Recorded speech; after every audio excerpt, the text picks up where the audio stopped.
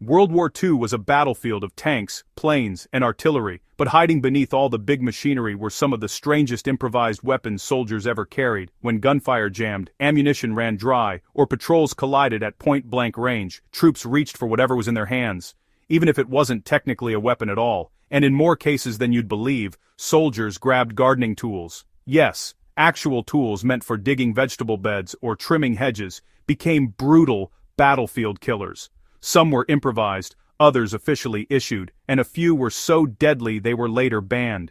Here are 7 of the wildest garden tools that turned into lethal weapons when war became personal. The entrenching tool, the garden spade that became a battlefield axe. The humble garden spade became one of the most feared melee weapons of the war. Soldiers from every army carried some form of entrenching tool, but the Germans perfected it. Their e-tool had a fixed, wooden handle and a sharpenable spade head, something troops turned into a razor-edged axe.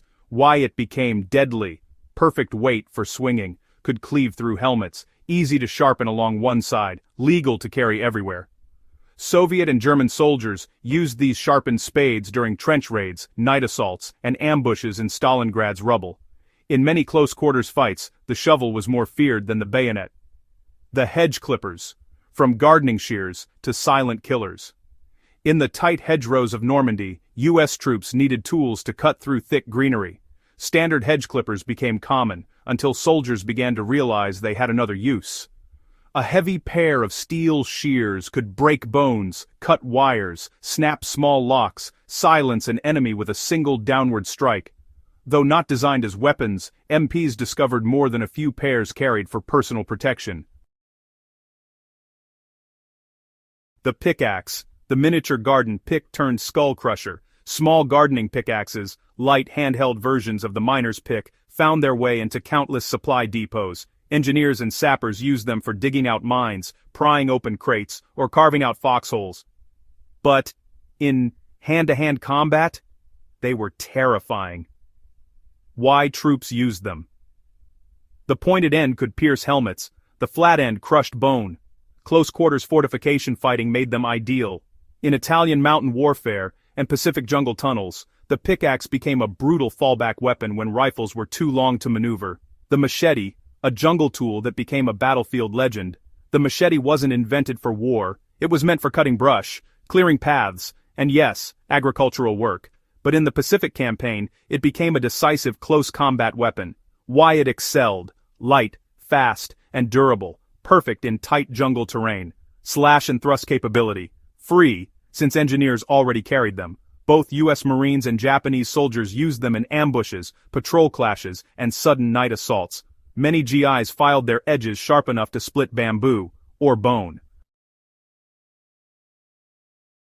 The garden trowel, the pocket knife of the battlefield trenches. A garden trowel doesn't look like much. It's small, curved and meant for planting flowers. But, troops discovered several unexpected uses, digging quick foxhole depressions, chiseling enemy bunkers, breaking teeth on padlocks, and even acting as a blunt force stabbing tool. French resistance fighters even welded trowels into improvised push daggers. In close-quarters sabotage missions, they worked shockingly well. The billhook, the medieval hedge-cutting tool revived for war. The billhook is an old European agricultural tool used for pruning thick branches and splitting vines. Few people know that British engineers, sappers, and home guard units carried one during World War II. Why did it become a battlefield favorite? Well, the hooked blade was perfect for pulling enemies off balance. Its heavy curve was ideal for chopping, and it was strong enough to cut through brush. And even helmet rims. Some commandos actually replaced standard fighting knives with billhooks during rural raids in Greece and Italy. They were quiet, brutal, and undeniably effective. The hoe, the farming tool turned trench weapon. The hoe seems like the least threatening tool imaginable, but in practice, its broad flat blade and long handle made it a natural improvised weapon. Chinese and Soviet irregulars used hoes extensively during urban and field combat. Why did it work? Well, it had great reach compared to knives, was perfect for hooking, tripping, or striking, and it was capable of cracking skulls or shattering limbs.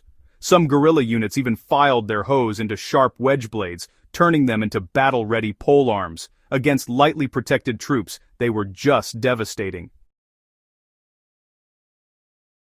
Why did gardening tools become weapons? As strange as it sounds, these tools became weapons for some pretty predictable reasons. First, they were already in soldiers' hands. Engineers, sappers, and infantry were constantly digging trenches, clearing vegetation, and building fortifications. Second, they were quiet. Close-quarters combat often required silence, and a shovel doesn't echo through the night like a gunshot. Third, they didn't require ammunition. When ammo ran low, your garden gear never ran out of punches. Fourth, they were easy to modify. A file, a grindstone, or even concrete could sharpen almost any metal tool. And finally, they were legal to carry. Enemy patrols didn't suspect a gardening tool the way they would a dagger or knuckle duster.